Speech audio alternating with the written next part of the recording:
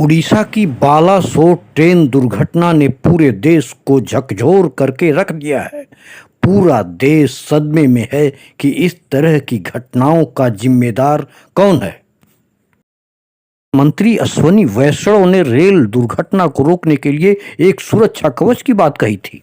प्रधानमंत्री श्री नरेंद्र मोदी जी ने अपने ही इंजीनियर्स को इंस्पायर करके एक ऐसा सिस्टम डेवलप किया जो आज वर्ल्ड में उसकी चर्चा हो रही है। जैसे वंदे भारत की चर्चा हो रही है, वैसे ही कवच की चर्चा हो रही है। बताते चलें कि इस रूट की ट्रेनों पर सुरक्षा कवच नहीं लगाए गए थे। किन ट्रेनों पर सुरक्षा कवच लगाए गए हैं और किन ट्रेनों पर नहीं लगाए गए हैं, इसका खुलासा भारत सरकार को करना चाहिए। अब तो ऐसा लगता है कि सुरक्षा कवच के नाम पर भारतवासियों को धोखा देने का काम किया गया। अब तो मृतकों की संख्या 300 के पार चला गया है और घायलों की संख्या 1000 के पार चला गया है। ट्रेन दुर्घटना को एक डेमो के जरिए समझने की कोशिश करिए। दरअसल लूप लाइन में एक मालगाड़ी खड़ी थी। बालासोर स्टेशन से चली कोरोमंडल एक्सप्रेस भी लूप लाइन पर चली गई और सेम ट्रैक पर खड़ी मालगाड़ी से जा टकराई। ट्रेन के डब्बे 2 ट्रैक पर बिखर गए और इंजन मालगाड़ी के ऊपर चढ़ गया। इसके बाद पास वाले ट्रैक पर सामने से दुरंतो एक्सप्रेस आ रही थी, जो कोरोमंडल के बिखरे हुए डब्बों से टकरा गई। इस रूट पर ट्रेनों के बीच टक्कर रोकने वाला कवच सिस्टम भी नहीं था। यानी कवच सिस्टम का झूठा ढिढोरा पीट करके वाहवाही लूटने की कोशिश की गई।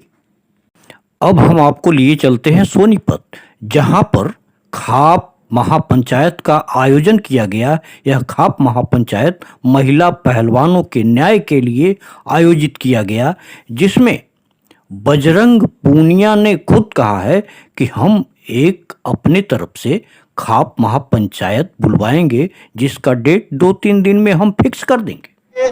हम एक पंचायत खिलाड़ियों की तरफ से रखेंगे, जिसमें सभी जितने भी हमारी खाप पंचायतें हैं, जितने हमारे संगठन हैं, हम एक मंच पे इकट्ठा करेंगे सबको।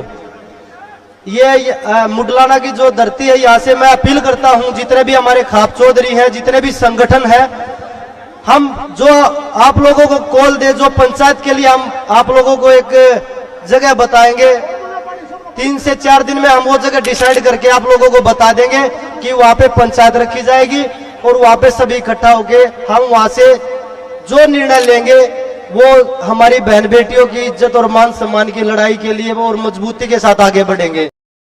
आपको बताते चलें कि मुगलाना की धरती पर जो खाप महापंचायत हुआ, वह ऐतिहासिक महापंचायत हुआ, जिसमें 50,000 लोगों की भीड़ इकट्ठी थी। पूर्व राज्यपाल सत्यपाल मलिक ने महिला पहलवानों के न्याय के लिए क्या कहा, आप सुन लीजिए। वो आपने देखा होगा, टीवी पे दिखाया गया, खून खोलता था उसको देख के, और ये मन करता था कि अभी जाके जो लोग इनको घसीट रहे हैं उनके साथ कुछ न कुछ कर दिया जाए। लेकिन लोकतंत्र में जिस तरीके से होता है, हम उस तरीके से करेंगे। ब्रजभूषण को भी हटाएंगे और जो सरकार उसका समर्थन कर रही है उसको भी 2024 में 100% हटा देंगे, ये आप मान के चलिए।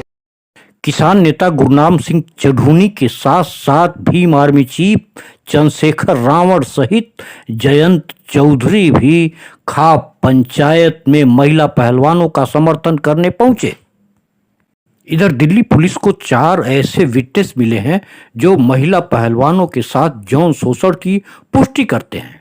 सोनीपत में हुए खाप पंचायत ने यह स्पष्ट कर दिया कि यह लड़ाई आर पार की लड़ाई होगी, स्थितियां जो भी हो। वैसे कुल मिलाकर के ऐसा लगता है कि ब्रजभूषण शरण सिंह को लेकर के बीजेपी सरकार बैकफुट पर आने लगी है। ओडिशा के बालासोर में हुए रेल दुर्घटना को लेकर के मोदी सरकार को कटघरे में खड़ा कर दिया है, तो दूसरी तरफ ब्रजभूषण को बचाने की आलोचना पूरे देश में हो रही है। किस उपलब्धि का ढिढोरा पीटा जा रहा है, आप देखिए और विचार करिए। मित्रों, इसी से अपनी बात को समाप्त करता हूं।